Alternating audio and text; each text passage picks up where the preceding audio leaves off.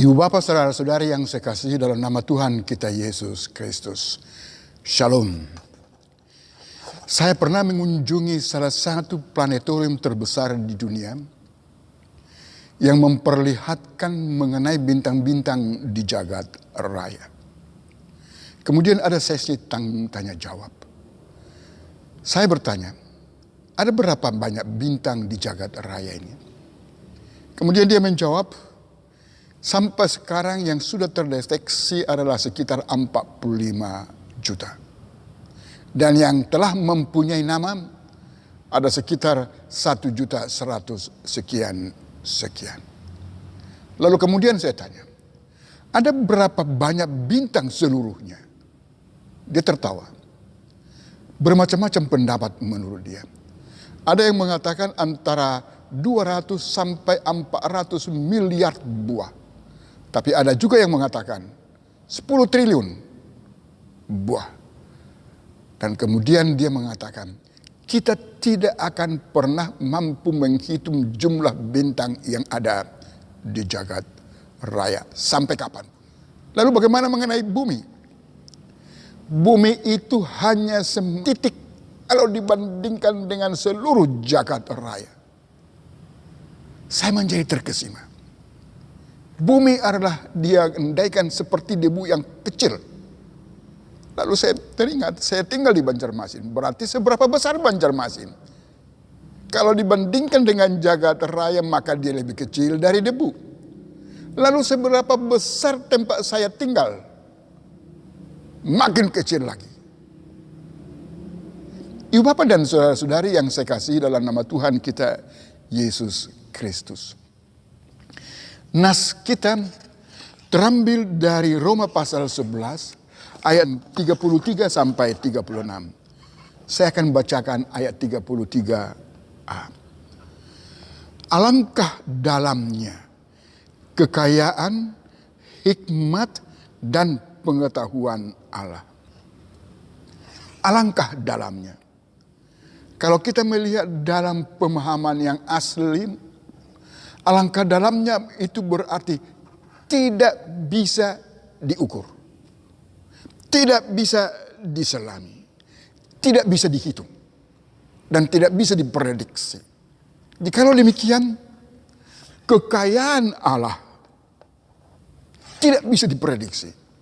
Tidak bisa dihitung dan tidak bisa diukur. Paling sedikit ada 3 kelompok kekayaan Allah. Kelompok material. Langit, bumi, bintang yang jumlahnya miliar. Laut yang kita tidak tahu berapa banyak airnya. Matahari dan lain-lain. Itu semua adalah dari Allah. Dan milik daripada Allah. Yang kedua ialah setiap ciptaan Allah itu punya kekuatan. Laut ada kekuatannya. Angin ada kekuatannya. Api ada kekuatannya, matahari ada kekuatannya. Sedikit saja kekuatan dari Allah itu bergerak sering sekali membuat bencana sama kita seperti umpamanya gelombang laut. Kalau dikumpulkan semua kekuatan ini maka kita tidak bisa menghitung berapa kekuatan daripada semua ciptaan itu. Itu baru ciptaan.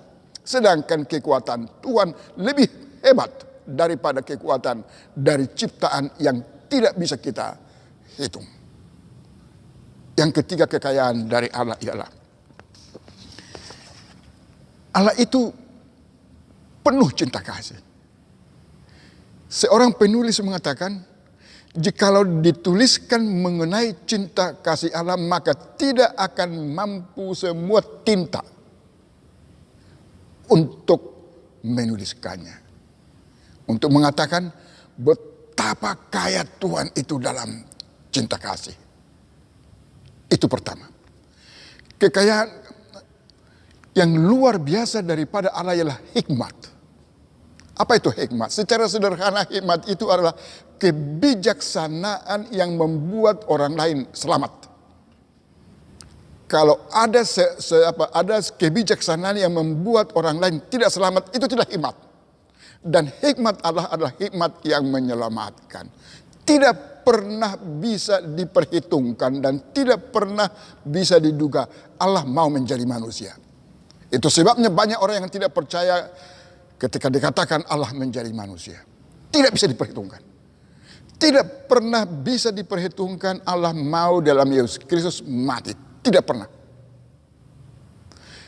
Tidak pernah terpikirkan bahwa Allah memilih kita menjadi umatnya. Begitu dalam hikmatnya. Yang ketiga ialah pengetahuan. Kemanapun dan apapun, siapapun yang kamu temui selalu bertemu dengan pengetahuan. Pengetahuan itu begitu luas. Hanya kamu merasakan angin, kita bisa menemukan pengetahuan. Kita bisa menemukan kematian melalui udara, melalui laut, melalui ikan. Ingat, walaupun istri kita adalah orang yang terdekat kepada kita, kita tidak pernah mampu mengetahui sedalam-dalamnya mengenai istri kita. Ini untuk mau mengatakan, pengetahuan itu begitu luas, tidak terselami. Dan pengetahuan Tuhan melebihi daripada itu. Itulah yang digambarkan oleh kitab Roma ini. Apa artinya ini untuk kita? Pertama ialah kita harus mengaku bahwa kita orang kecil. Sangat kecil. Lebih kecil daripada partikel yang paling kecil. Karena kita kecil berhadapan dengan Tuhan, sebenarnya kita tidak arti apa-apa. Tidak mempunyai arti apa-apa. Dalam kitab Roma ini juga menegur orang yang bertindak sebagai penasehat daripada Tuhan. Apa artinya kita dibandingkan dengan Tuhan? Apa kehebatan kita sampai kita bisa memberikan nasihat kepada Tuhan? Tidak, kata Paulus. Yang kedua, walaupun kita kecil, rupanya kita sangat berharga.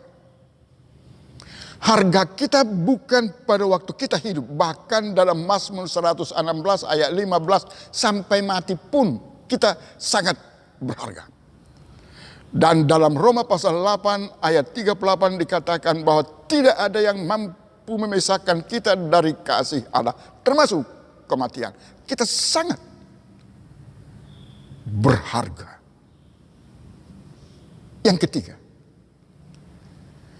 bahwa setiap kita adalah istimewa. Tidak ada yang tidak istimewa dari kita. Apa buktinya kita sebagai orang istimewa?